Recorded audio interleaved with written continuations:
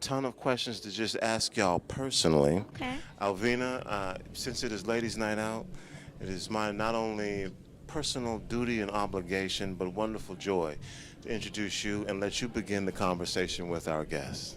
Okay. Well, Changing Faces. Yes. I remember you. I haven't been around that long, but I do remember the songs, and I was, Right. Hopefully. I was back here like, Thank you. you still captivate the crowd. You had the men on stage salivating. I want to know, how do you do that? How do you create music You should be that asking makes me men that question. salivate? Well, how I create music, I just go with what feels good. I don't go in with a plan, like, oh, so-and-so is doing this sound, so I want to do this sound. We just get music from producers or people that we work with that aren't, like, known or unknown. It doesn't really matter. If it feels good, then you write what the song or the music tells you to sing, really. Okay, so you go with the emotion and the feeling of it, and then others can feel you, too. Right. That's what makes it feels natural. You know what I mean? It doesn't feel like It's not staged. staged, exactly. It's the real deal. Y'all are the real deal. Sharice, I want to kind of do a review here for folks. Okay.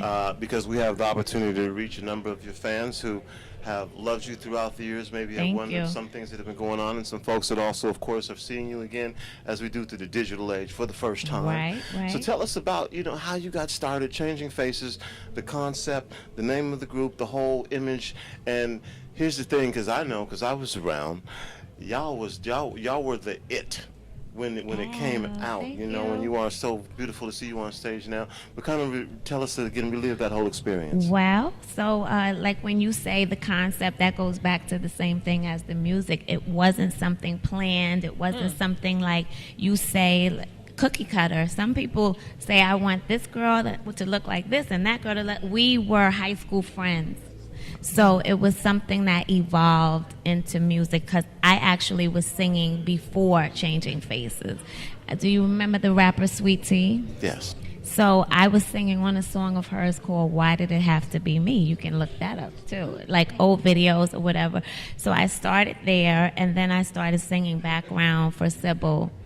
And it was myself and a gentleman. And then Sybil was like, oh, I think I might want another girl to, fill up the stage. And I knew Cassandra from school, and I said, you want to come be a part of this or whatever? And then from there, we just built a relationship, and there was Changing Faces. And we actually worked on demo tapes. And we, that's why I tell people all the time when they say, well, how do I get in the music industry and what do I do? Always prepare. But what we had prepared was not at all what got us the record deal. We actually had to sing live on the spot. So they never heard all that hard work that we did.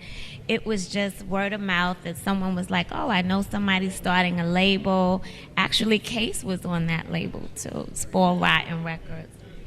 And we went down to audition for the guy on a Friday and had contracts on a Monday. Wow. So it's just being at the right place at the right time. Well, I'm going to fast forward on that a little bit. I want to talk about going there and being engaged in the music business, the music industry, at that fast forward, high speed pace. Tell us what that was like and what you've been doing over the course of the years and how the music business has been to you. It's been a wonderful, wonderful journey and a blessed one because there's so many people who want to be there. And you say, God gave it to me, you know what I'm saying? So it's definitely a blessing to have had this opportunity. And obviously here we are, like you said, fast forwarding 2013. We're still working. People still want to hear the music. Is classic, you know what I mean? It's something like the Motown era. They'll forever work because it just was a time of feel good music, and I'm just so grateful that we were a part of feel good music in the 90s. So now it's like our lives have been blessed, totally blessed.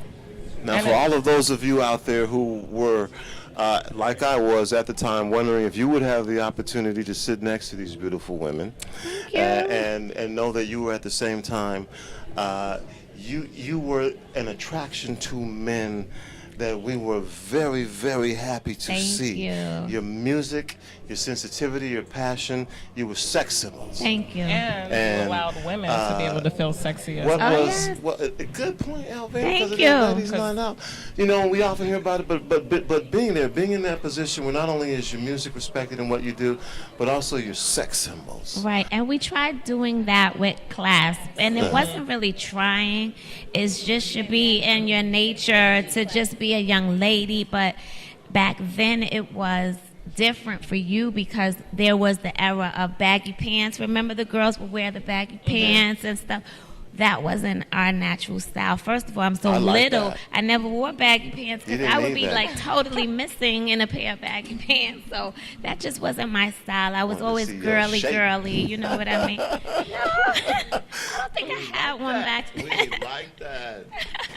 So, you know, like But it was- Stroke it- You Up yeah. actually is R. Kelly wrote the song. Mm-hmm. So that's from his perspective. And Fooling Around he wrote.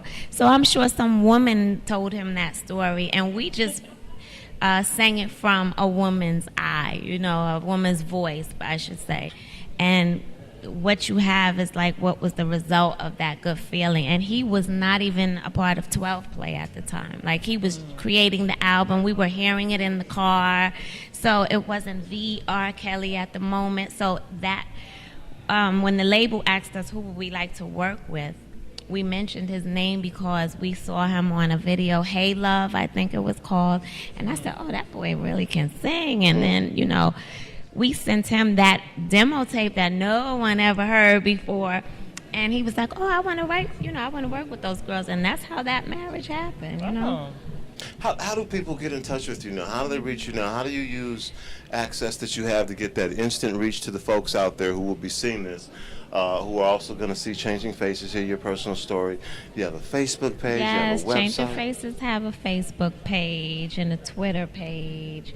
And that Twitter page is kind of fairly new, so I don't want to quote what the name of the page is right now.